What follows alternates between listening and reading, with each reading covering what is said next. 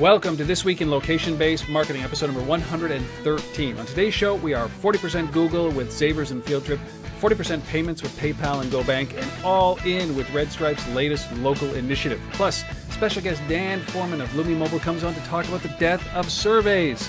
Coming up right now.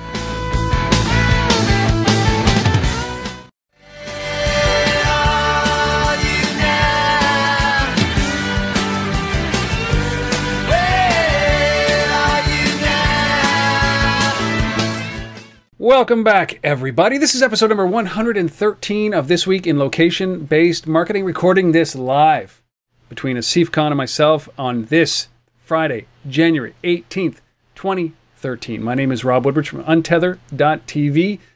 It is that place you've come to rely on to get a little bit of insight, a little bit of background into how to build a mobile business, a pervasive computing business, from the mouths of those people that are doing it. I'd actually love it if you could go check it out, Untethered.tv, with me, as always, for the other 112 episodes, Mr. Asif Khan. Asif, buddy, welcome back. Thanks, Rob. Always happy to do this show, man. It's awesome every week to do it with you. Asif Khan, Location-Based Marketing Association, if you don't know who we are by now. Big week. Just phenomenal. You just got back from a great week. So. Well, let's talk about that, because you just got back from New York City. Two huge events in New York City. Our syndicate partners, I mean, I don't know. These guys are great from Street Fight Mag. They did their event down there, and then you were down there for the retail conference, big retail conference. Yeah, the NRF, National Retail Federation's big show, it is a big show. 25,000 people attend that show. That's too big. It's just crazy. It's the entire Javits Center, just like filled with exhibitors and people and lots of retailers and lots of energy. So yeah.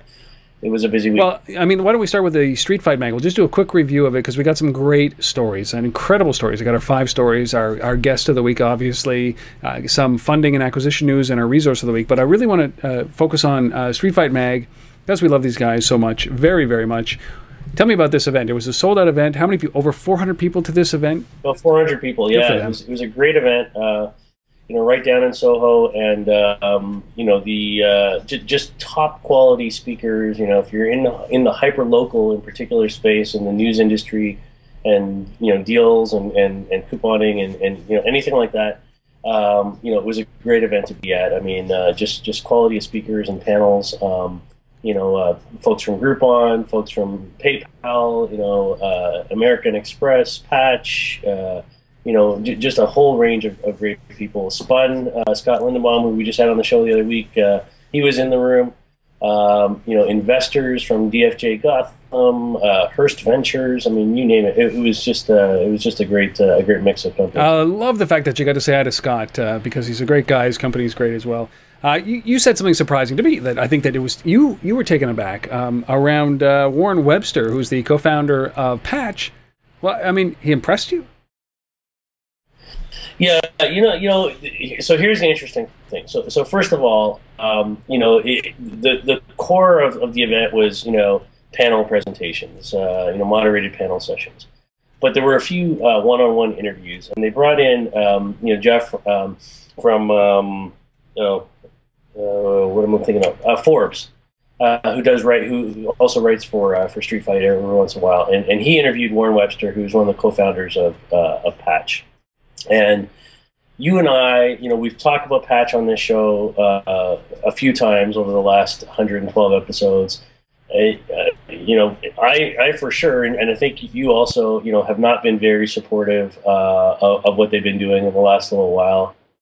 But in listening to Warren and him talk about the what they've been doing, and I love the phrasing of it too. I mean, the session was called the Patch Experiment.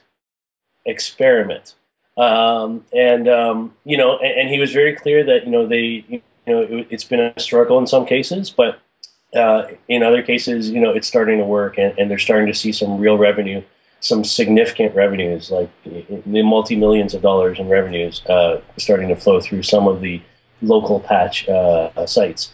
And and the plans that he was alluding to in terms of where they're going, I won't say I'm a true believer yet, But I am certainly much more optimistic, thanks to Mr. Warren Webster, than I was before I got into that room. Wow, wow. Well, that's huge. I mean, I think that the tide of business, how it ebbs and it flows, right? Because one day we can talk about a company that is down in the dumps, and the next day that very same company that everybody's written off, that very same company turns it around, and their stock price rises, and their outlook becomes a little bit rosier. I mean, maybe it happens with Patch. It certainly seems to be happening with RIM these days, and the excitement around BBOS 10. And I think that these are the kind of things that happen, right? Is that, you're a hero, you're a dog, you can become a hero again. And maybe that'll work for Lance Armstrong. I just don't think so. Right? So Patch has a chance here. Wow, you heard it. Yeah. Wow. Yeah. What else was significant there? Does anything really stand out aside from that interview? Yeah, I think there's overall, I would say what really kind of stood out for me was a level of maturity amongst the companies that were up there talking, that many of them I'd seen before a year ago, 2 years ago, didn't really know what they were doing, what they were talking about, trying all kinds of crazy things. A bit of that shakeout is we've gone through some of that now, right? There's been deals in the space. There's been, M&A activity. And it was very clear to me that, there seems to be a level of stability and maturity coming now around location-based platforms. People are getting a better feel of what retailers want, what merchants want, how to deliver it to them, how to make money from some of these things. So overall, I would say that's kind of the sense I'm coming out of it with. A little bit, that's good. Maturation is always good in this industry, and to see it quarter after quarter, year after year, I mean, we still don't think that the shakeout is complete yet. We're still looking for those really, truly innovative companies that are going to, kind of lead us to the next evolution of this industry. But it's good that people are starting to think, at least, we've been talking about it for 113 episodes, this included. I'm still saying bye-bye Foursquare. So there you go. It's funny because one of the stories that we're going to be talking about here, basically, they called the death of Foursquare 77 times. Whenever, when Facebook gets into this business, when Google gets into their business, and it has never materialized. But maybe this time, one of the stories, our second one, ScoutMob and FieldTrip, which is a Google company coming together to be able to, maybe they're talking about this as being the death of Foursquare again. I mean, that company's been dead so many times. Maybe it doesn't exist. It's been dead so many times. So, well, it's interesting. There's a whole bunch of events. I love this because February, March, April, Event Central, we're going to start to see some big announcements. Obviously, CES. I mean, if you wanted to go and buy a television, you could have gone to CES. But it sounds like, for this industry, Street Fight is the place to be for literally on the ground, grassroots companies. Yeah, for sure. And they run, fall and spring conferences, East Coast, West Coast, and I definitely, you got to be there. So anyhow, all right. Well, let's jump. Great job. Well, good. Well, let's jump into our stories of the week. They're big stories, little stories, which is exactly what we've got. We got our 5 stories, and we're going to jump right into those right away. No preamble, no ramble. First story: Google Zavers. They launched this thing, Google Zavers. They bought a company in 2011 called Zave Networks.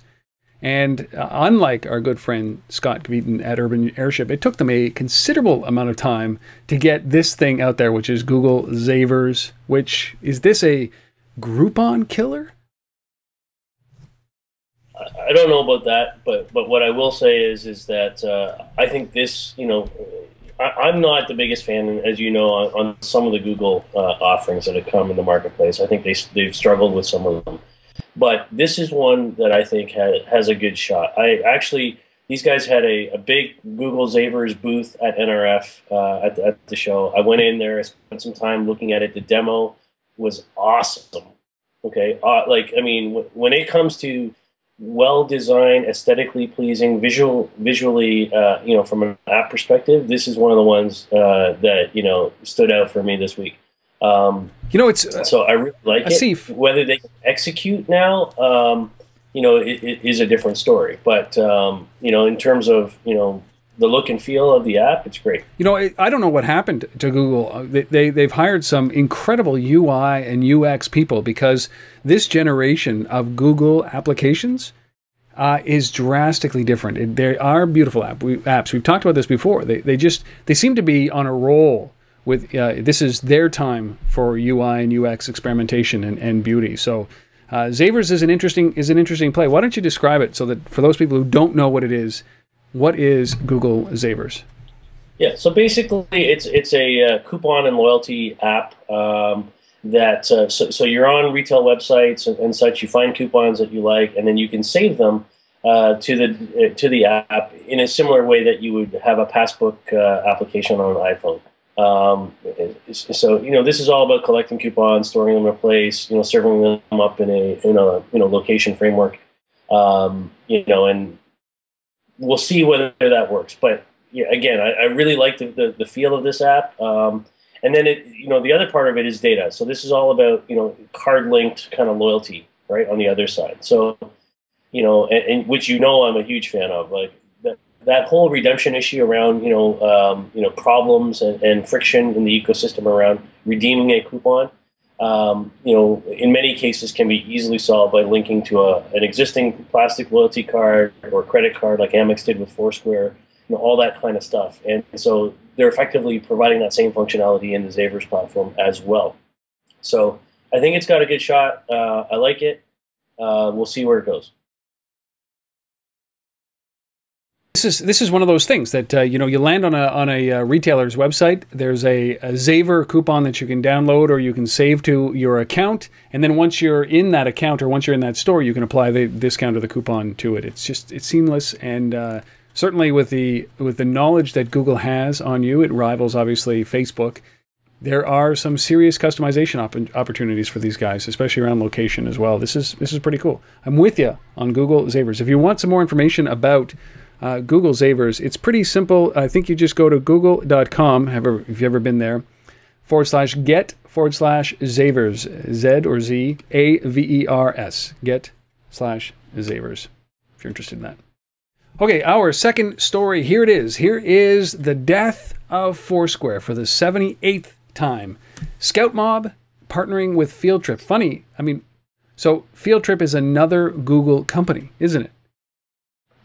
It is. So the interesting thing here for me is obviously you launch Zavers on the one hand. On the other hand, you do a partnership with outside company in ScoutMob and another one of your location-based deal apps. I guess the good thing from a Google perspective is we're not putting all our eggs in one basket. But sometimes that's a bad thing, right? Because you can slice the pie too thinly and not get enough traction around one particular offering. For me, from a ScoutMob perspective, this is a great deal. I'm a big fan of ScoutMob. ScoutMob, only exists in a couple small regional markets at the moment. So for them, this is a great way to go national. The other nice thing about this in particular is that I was talking to Dave from ScoutMob and he was at Street Fight. And I actually posed a question to the panel that was up there talking about deals around the opportunity for syndication of deal content, and because I think as a standalone deal only platform, serving just your community of however many few 100,000 or a couple million users that you have, you have to think is a difficult thing to monetize and scale and grow. Just look at the whole experience that Groupon has had to go through. But if you've got credibility and a good sales force and you can generate deal content, syndicating that content into as many platforms as possible starts to make sense. So I really like this move from a ScoutMob perspective. I think this is fantastic. And the FieldTrip app also is another nice, visually pleasing, well-designed app. So this is the same thing. Is that when it comes to this, ScoutMob ScoutMob is an interesting company. FieldTrip is an interesting company. FieldTrip literally kind of puts digital placards around buildings or historical significant locations or restaurants or anything like that. It brings in other services like Yelp. It brings in services like Zagat, Thrillist, the Food Network, Eater, and Cool Hunting. So it's already tagging the location. So adding that layer of deal on top of it seems like a natural, logical fit. And I think that this is probably a very, very, very good combination. Now, the other thing that they were saying is that I read it somewhere that part of me as I find it here is because in an article in Pando Daily, they talked about the fact that, in fact, Foursquare has ScoutMob also delivers deals through Foursquare as well. So, I mean, this is what you're talking about, that syndication piece. Is that... Yeah, but the difference, one of the key differences between Foursquare and FieldTrip is, Foursquare, in order for you to get that deal or have that deal content surface, you have to check in. You have to share your location. With FieldTrip, it's just running in the background all the time. It's ambient. So and it's running really about it's running an effective ambient in an effective ambient nature, not like the other ones where certainly there's been a lot of criticism about applications that run in the background and draining battery, and certainly FieldTrip doesn't do that as much. So it's part of their technology, but it's a pretty...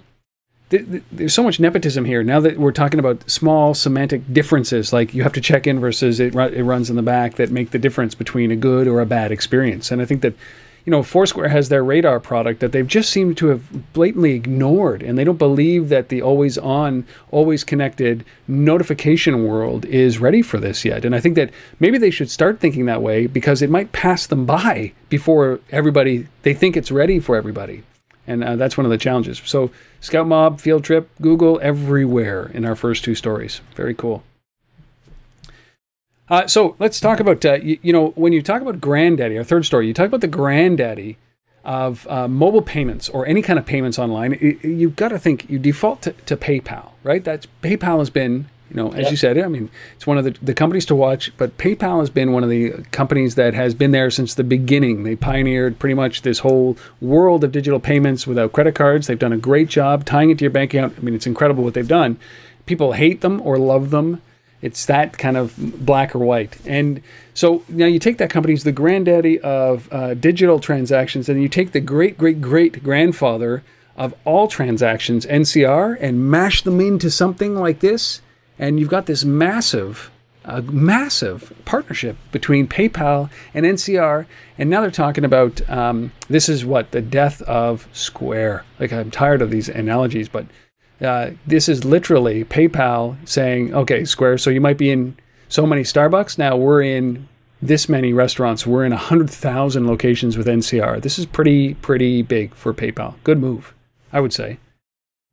Yeah, I think it's a phenomenal move for both NCR and PayPal. I don't think it's the death of Square. I think there's a lot of room out there for other players in the marketplace. And to illustrate that even further, with throwing another name in there. One of the speakers at Street Fight this week was Logan Lahaye from Belly, and he shared some of their numbers, and I was shocked at the millions of merchants that have Belly tablet checkout systems in place already. Millions. Like, it's crazy, right? So there's lots of room, for around payments at the moment. But that said, this is a fantastic deal. You're talking about, as you said, the granddaddy and the great granddaddy, between the two worlds. This starts initially with anybody who's any merchant out there who's using the NCR mobile payment platform today will now also have the ability to have PayPal on checkout. So that's huge by itself. They announced it with 23 retailers in this initial rollout. Then they're going to 100,000 self-checkout kiosks as well. And then, apparently NCR has 38%. I'm actually surprised that it's not higher, but 38% of the top 100 restaurants in the U.S. use NCR, for processing their payments at checkout. So that's a huge number. It's like, 40% market share, people. Like, that's a big number. Well, the numbers are insane. NCR processes 275,000 transactions per minute and more than 300 million transactions a day. You can't tell me that this dwarfs what Square has done with just one retailer in Starbucks, even if it is 5,000 stores. But I still think there's still room for Square. I'm not. Sure. All I'm saying is I don't think this kills Square. I just think, you know, I think this is great for anybody who is on an NCR system today. Now has, you know, PayPal at their disposal, and PayPal gets, you know, access to that, you know, vast, massive network. So this is a phenomenal partnership. Yeah, you know, it's funny though. PayPal is an interesting thing when it gets into the pure play retail business like they are doing here with NCR, when they're getting into the real world. And I think this is the same with a lot of other companies that are getting into this. There's not a lot of difference between PayPal and my debit card and my credit card. You know what I mean? Like, there isn't a lot of difference, especially when it comes to paying for goods in a store. Is that, do I choose my PayPal or do I choose my debit card? And there is not enough incentive for people to make that switch completely away from a debit card system or away from a credit card system into some of these things. Same with Square. So, you know, well, this is a big deal, and I think it's huge for PayPal. And I think that this is one of those things that PayPal is trying to put a box around these retailers and say, okay, we own this. And NCR is the quickest gateway into owning 40% of the transactions, or, you know, a potential to reach into 40% of the transactions. And a small amount would do wonders for them without giving away the company, like I'm sure Square did with Starbucks. So this is an interesting play, but you know, it's still, all of these announcements still leaves me a little bit lacking for any kind of real meat. And, you know, especially around PayPal, because they've got all the pieces here that can do so good. And this is kind of a secondary option, whereas what they have right now is a bunch of innovative technology that is sitting on the bench, not fully materialized yet. But I think it's a start, and I like it. And I think for Square, boy, I hope they don't forget the small businesses that gave them the roots that they have right now. The small businesses helping the unbanked or the uncreditable become creditable. And I think that's one of the things that if they forget that and they start playing in a level with NCR, I think that's when they get squashed, because they start to lose themselves. So hopefully they don't forget that. Hopefully they don't. Still a big deal. Can we? Yeah.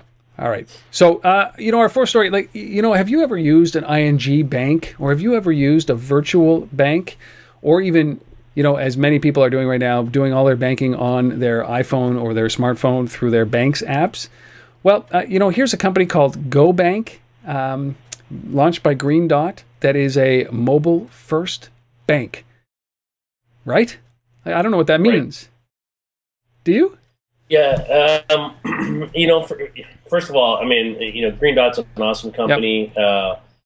Supposedly this GoBank platform that they've launched is the result of their acquisition, you know, last year of Looped, which was one of the original location sharing apps. Sam Altman and his crew, which we talked about on this show a long time ago. So at the end of the day, it doesn't appear that this app has much to do with the original Looped product.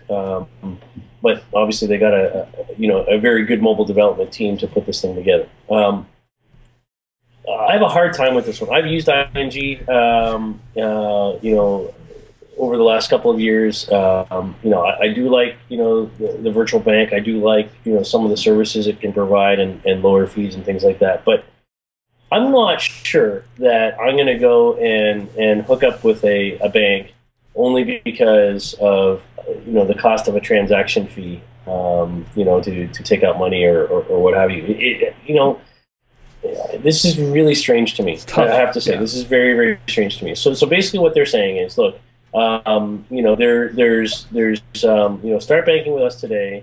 We're only going to charge you for a couple things. If you want to, you put a photo on your debit card, there's a charge for that. If you're going to use a non-network ATM, there's a charge for that. If you're spending money outside the country, there's a charge for that. And this is the one that is the key thing that they're trying to build the whole message around this GoBank thing is that you can pay a membership fee to have an account here, okay? But that membership fee is completely discretionary. It can be anything from nothing to $9. Like, what? So okay, so like I'm just going to choose to pay a bank money because I don't have to. I don't get it. I don't get it. It just doesn't make any sense to me. No, I'm with you on this. I think that the idea of this, there's this eternal debate that goes on online, and I see it all the time, from Henry Blodgett down to this other article that I pushed out. Where mobile strategy is a load of bullshit, right? And that's what they say, is that you don't need a mobile strategy. That's saying like you need a laptop strategy back when laptops came out. And I wholeheartedly disagree with that. And their argument really very much is about, listen, if you're a mobile company, if you're a mobile first company, well, way to go, you're screwed. You've screwed yourself. And I think that in one instance, being a mobile first bank, really, there's no real benefit to this because you get all the services like this in a virtual bank like ING. So I don't get this either yet. It doesn't make sense. They're trying to make the analogy. When you read this release, they're trying to make the analogy that it's like music. So Radiohead. The example they give is Radiohead puts out a new album. But instead of selling the album for full pop of whatever they would normally sell the album for, they let people choose how much they want to pay for that music. And so they're saying, well, we're going to do the same with banking. You choose how much you want to pay us to bank. That's how much. That's how much money. You're a bank, people. You're not music. Like, you're not giving me content that I live and die for. You are a bank. And that's how much money the banks are making. Oh, you know what? Whatever. We're going to make lots anyways. You choose how much you want to pay. But it's so they're FDIC insured, and they have no branches, no humans to talk to, which I think, the way I read it, is positioned as a benefit to this. No humans to talk to. And there are 40,000 free ATMs that you can use. And what the other thing that they're pushing here is that you have they have a fortune teller feature which says, listen, can I afford this purchase based on a budget, and my income, my expense. So I think that it's a little bit of mint that they're trying to bring into this, a little bit of service like that, a little bit of FreshBooks action. They're jamming it in, and they're calling this a mobile first bank. To me, it's just a bank, right? This is what all banks are going to do. I don't think this is entirely defensible. Yeah. And I think that this is we won't know much about these guys in a year from now, 6 months from now. They'll disappear. This is Green Dot fail.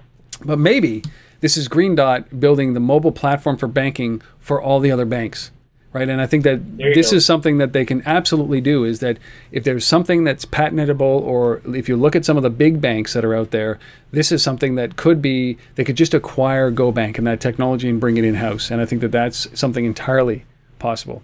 Trying to disrupt the banking industry from this aspect, it's not really disrupting. Fair point. That's a fair point. Yeah.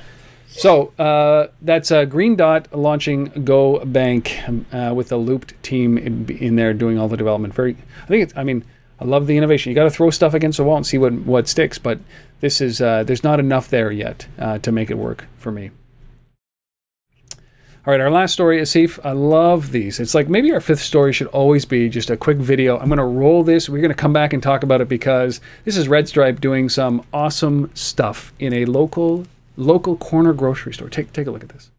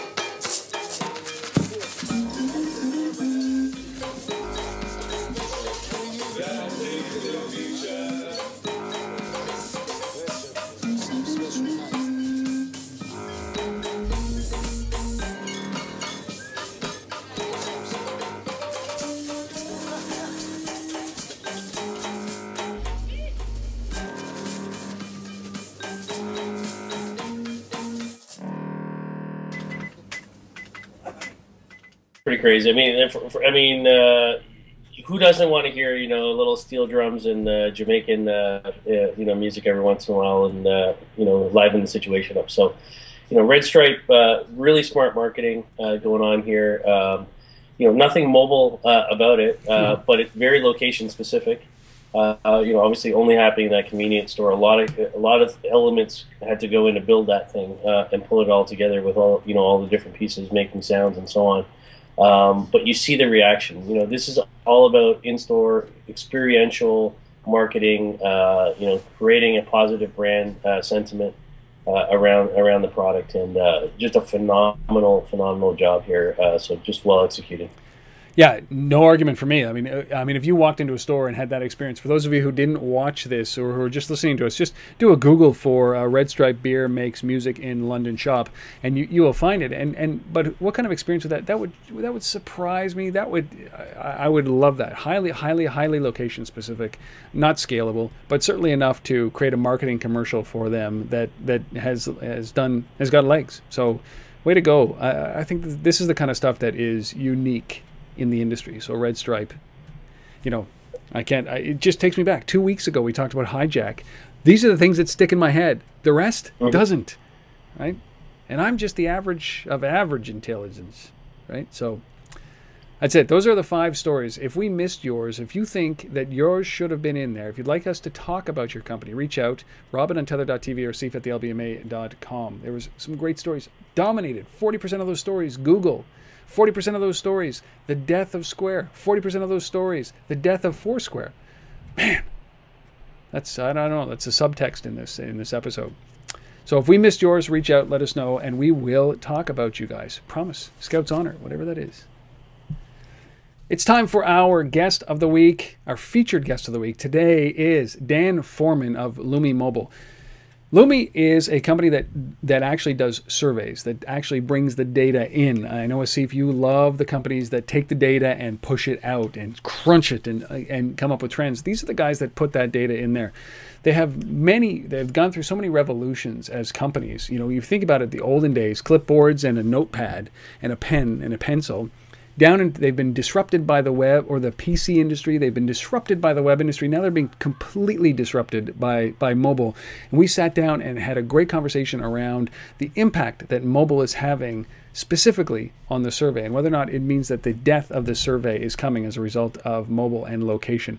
Pretty great conversation. The entire conversation is up on untethered.tv as one of the top episodes, the most recent episodes. But please, here, Dan Foreman from Lumi Mobile talking about the death of the survey. Is there a type of data collection that is best suited for mobile? Instead of trying to shoehorn something in that doesn't work, is there a type of data collection where mobile is just ideal and you could never have done it, or you were kind of, it was kludgy before, and now when mobile has come up, it's like this light has illuminated. It's like, oh, that's it. Has something happened like that? Yeah, well, I think there's two sides to that. There's what I call diary type, and there's what you just alluded to there with passive. And the diary type is that real-time, in-the-moment interaction. So, example case studies. You ask somebody every time they see anything to do with snacking during the day to make a note of that, and then to fill in their snacking diary for the week. Now, what you find in market research is that some people will make notes as they go through there. I just saw a Mars bar, or look at that Snickers, or wow, I just saw some crisps or a soft drink, or whatever they snack on. And they will, at the end of the day, they'll upload these things, or they'll do it at lunchtime on their computer, or they'll do it at the end of the week. Some people will do that. Others will get to the end of the week and think, oh my goodness, I've got to complete that snacking diary. So they estimate their behavior. But still, it's good. It's diary-based and it's an estimate. Now, mobile, and there's lots of data to support this, mobile is much better at recalling points during the day, often having a photo capture element to that, where people are experiencing snacking, as an example. And typically on a given day, you have more touch points. So based on mobile data compared to the old data, people see more snacking than they used to. Now they probably don't. It's just that they're recording it differently. So there's an assumption, a belief that it's more accurate now, and it's more accurate. And then the specifics of what you're capturing are far more specific. So more accurate and more specific. Now, that's good. That's a huge improvement. Now, the second area that you talked about, passive, it's been around since the early days of observation, and observation in itself, it's a fantastic discipline. There's some great programs about it, like Lie to Me, about how much you give away without speaking. And I think that the same is true with passive data collection on mobiles. It's frequently done at a macro scale, but you can get very micro. And of course, you're in that danger there of getting huge data overload. But you tracking an individual during a day, that's to an extent the original ethnography, the ethnographic method, without asking questions, but just purely observing. Now, to do that in human terms, it's expensive, it's inconsistent, it's biased, and your mobile isn't any of those things. It's not biased. Because it can record everything that you set. It's not inconsistent because it's recording everything, and it's not expensive because it just sits on your phone. And contrast that with the alternative, the human intervention. A lot of people are much more comfortable with that human intervention, but it's potentially transformational. Now, it's early days. There's some good stuff that's gone on. There's some great stuff around the corner that a huge number of people are looking at, and it has applications way outside of market research too. That passive data collection in order to inform all sorts of other predictors. By vertical. I think it's hugely exciting, and I think that will be a big part of the passive data collection industry moving forward. And how that sits vis-a-vis market research, it touches upon a lot of the things we talked about earlier, which I think is fascinating. But one litigious case which has been around is around informed consent, and it's always been there. You ask somebody for their permission to share their information with you. Now that's fine if all you're doing is using what they tell you, what they physically say.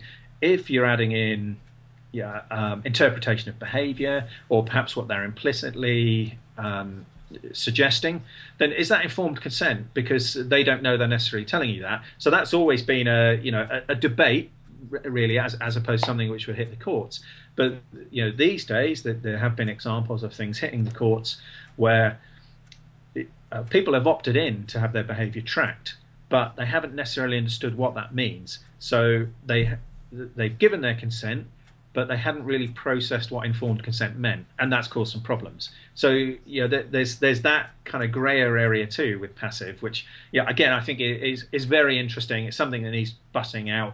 But I'm also pretty certain, unfortunately, that there'll be other times where that finds itself in the kind of the legal arena too. Well, I mean, it leads me to question do you ever see a time where okay, these devices are very, very powerful, and everything. It's just basically a walking sensor, isn't it? It's barometric pressure to temperature to location to movement and speed and. So all those kind of things, buying patterns eventually when it's all connected to a wallet and a credit card and payments. So, there's a lot of inference that happens, a lot of passive data collection. Is there a time when that is the majority of the data that's collected, where we as humans are no longer answering questions? We are just agreeing to be basically tracked passively, and due to, the history of data that is collected. Like I use this example all the time. Debit system, credit card systems. These guys know exactly what you're going to spend on what you're going to spend. Mortgage companies know years in advance of whether or not you're going to divorce or go bankrupt, right? Because of patterns that they've modeled based on your current and future behavior, or your current behavior. They're going to be able to assess your future behavior without asking me a question. So I got to wonder, does mobile usher in this era of the kind of, this might sound weird, like the death of the survey, the death of data collection or active data collection? What do you think about that? Is that too forward thinking, or am I off my rocker? No, I don't think you're off your rocker. Thank you. There's some people have talked about the death of the survey over the last few years, but partly in connection with this, partly in connection with social media, that kind of live streaming of data, and people will share so much. So, if you're getting all this anyway, and you're taking a good hypothesis-driven approach, and you're a smart business person, why do you need to go and do a survey? Now that's fair enough, and I think it's a very valuable point. You also have, of course, the opportunity to do surveys for free. So if it's not going to cost you anything, and it might just add a little bit more to your decision-making power, then why not do a survey? So there's that element too. But with regards to this, great predictive capability, I agree with you to a point. But there's also lots of times, with mortgage companies and so on, that they don't get it right. And I mean, we find ourselves in a terrible global economic recession now. And if all those financial institutions were that smart, then we perhaps wouldn't have found ourselves where we are now. So great that it can take us so far, but equally, there's got to be a time when you need that interception. And as we know, humans are the most irrational and the most unpredictable. So we all do these things which just come kind of way left of field from time to time. Whether that's I'm in loads of debt, but I'm going to go and buy a Ferrari. Look, I've just spent $9,000 on a deposit. Where did that come from? Who saw that happening? Now, maybe somebody did somewhere, but it's not part of your standard model. So we'll always have those things. I do think though mobile's got a massive part to play. And I think the traditional survey is under a lot of pressure to survive, in any meaningful fashion. And that is Dan Foreman of Lumi Mobile. As I said, if you're interested in this whole interview, it is fascinating. A deep glimpse into understanding how these guys collect the data, how they're doing it as a result of mobile, and the impact of mobile, what it's having in location on the data collection and the surveying business. Pretty cool. So if you want to check that out, go to untether.tv. As I said, it's one of the top episodes that you'll find there. If you're interested in Lumi Mobile, just go to lumimobile.com, LUMIMOBILE.com. Dan, thank you, man, for doing this. Really appreciate your time and effort. All right, it's time for our funding and acquisition space shortlist. Big news. First story. Hey, is there a week we can go by without featuring a Groupon story, man? Is there a week? Like, Groupon just bought this company called GlassMap.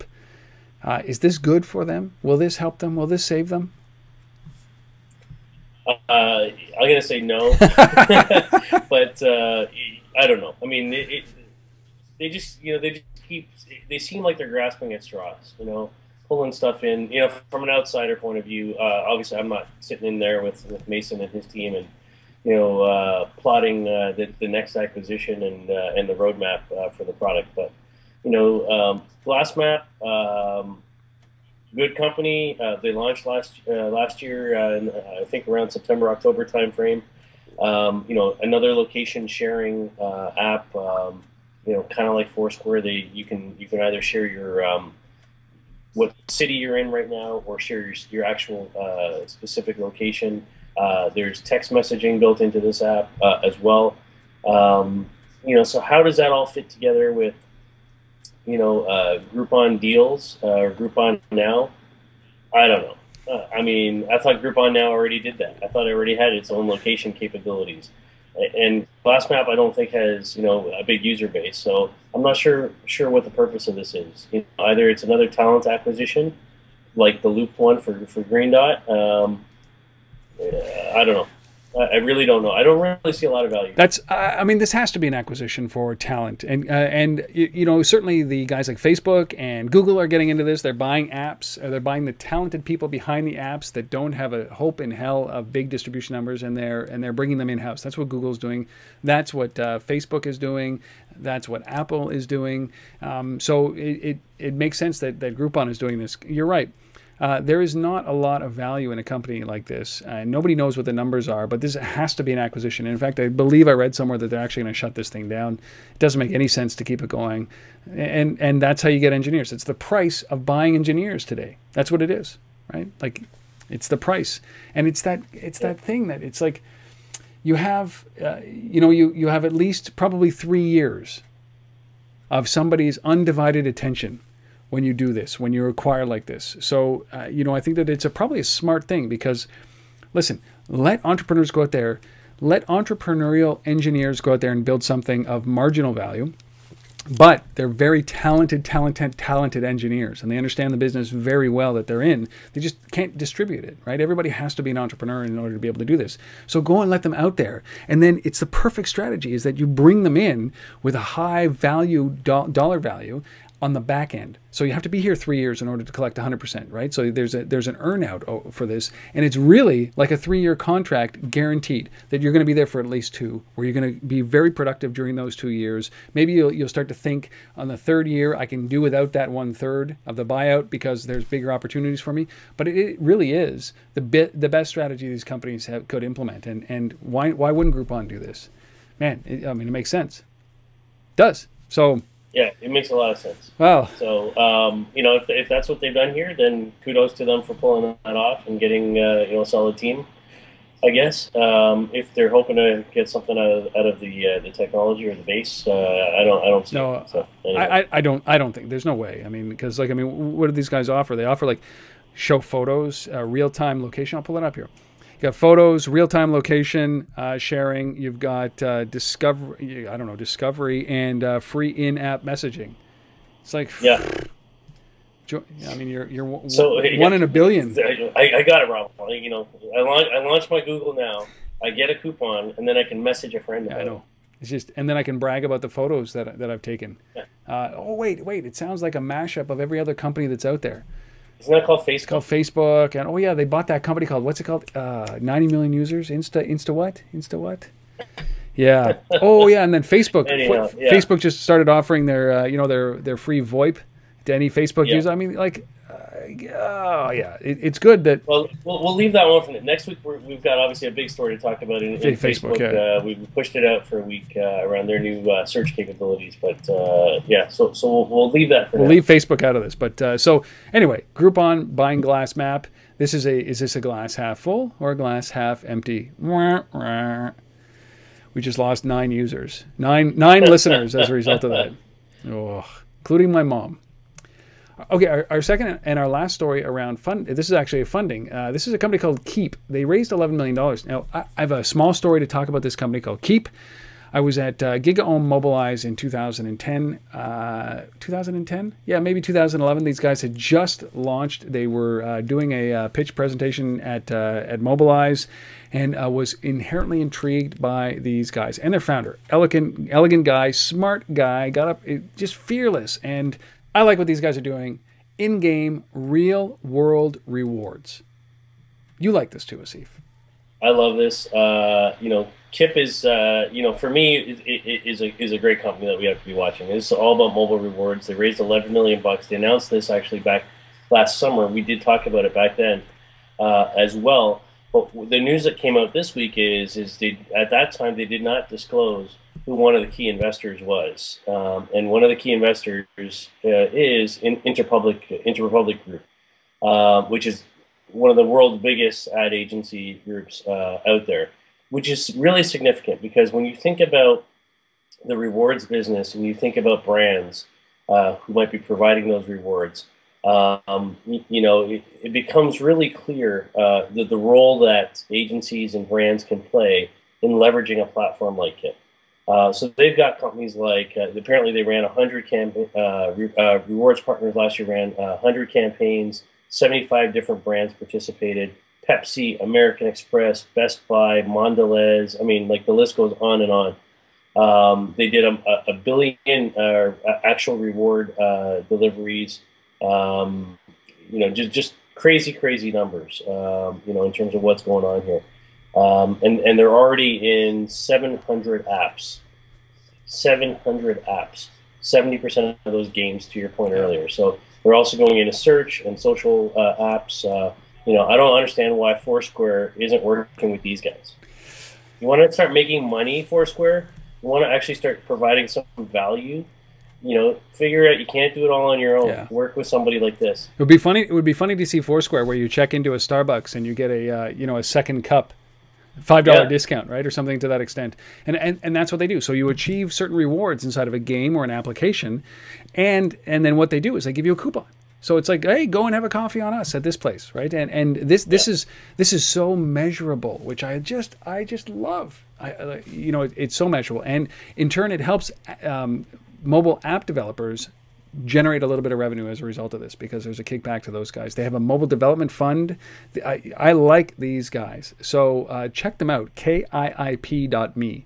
Kiip.me. These guys raised $11 million, and obviously big investors. Certainly when you get such a behemoth in the advertising community getting into them as well, I think this is great. So their fund is called the Build Fund.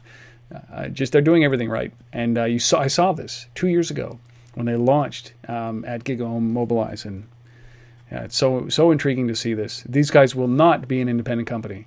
I do not believe that they will exit very, very soon because of the technology is so unique. Very cool. Kiip.me. There you go. So those are the two stories. One funding, one acquisition. And, if you had one, if you raised a little bit of money and you weren't in those stories, say this every week, please reach out. Untether, or Rob at untether.tv, or Asif at thelbma.com. We'll put you in there. We'll put you right between Groupon. We'll replace the Groupon story. How do we talk about those guys too much anyways? Boy. So please, reach out. Those are them. It's on to our resource of the week. We had was it last week? 2 weeks ago, we had a pretty good debate. Last week, wasn't it? Last week. Yeah, 2 weeks ago. 2 weeks ago, we had a very good debate about the telematics industry. And so you follow this up by having a telematics update, Asif.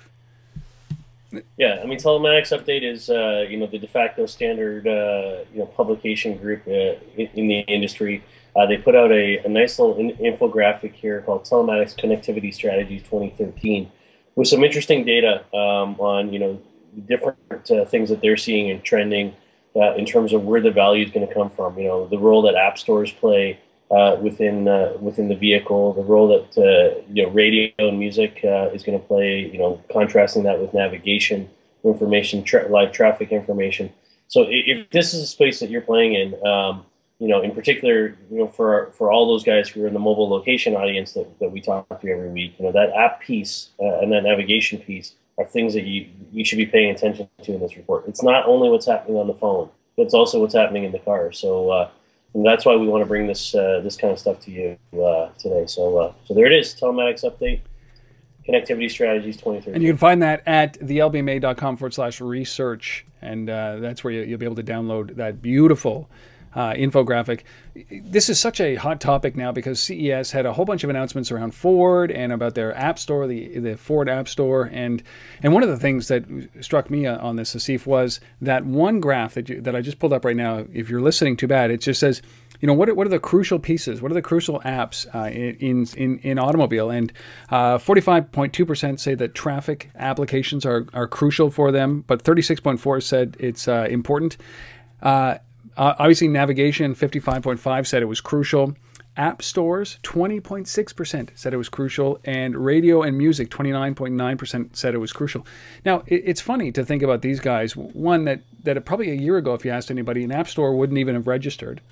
I mean, Ford Sync was dominant back then, and certainly a few others, like Ottawa's own QNX. But now it's at 20.6% because app is now part of the language, the common language that we use every day. The other side of it is radio and music. Think about this, is that 100% of cars sold today, 100% of them in North America, and I'd say around the world, have a radio, have access to a radio. Yet 29.9% say it's crucial. And what are those radios that we're talking about? It's like Stitcher, it's like a satellite radio, yep. It's like, RDO, it's all these other services on top of this that make that. And it's so weird that we're having that resurgence when it comes to, radio over broadband. It's pretty astounding. Cars are the next battlefront. And we've talked about that many times. We talked about that in our predictions, didn't we? Boom! There it is. All right. So if you're interested in that report, it's a pretty cool report. It's a great infographic to give you a good synopsis. Go to thelbma.com/research and you can download that PDF. That's it, man. We are done. We're out of news that we've chosen. This was a crazy week. It's insane that this is only the third week in January and so much is going on. And it's only going to get busier and you're only going to find great insight, great activity like this, or a great insight about what's going on in the location-based marketing world from this very only podcast on the industry.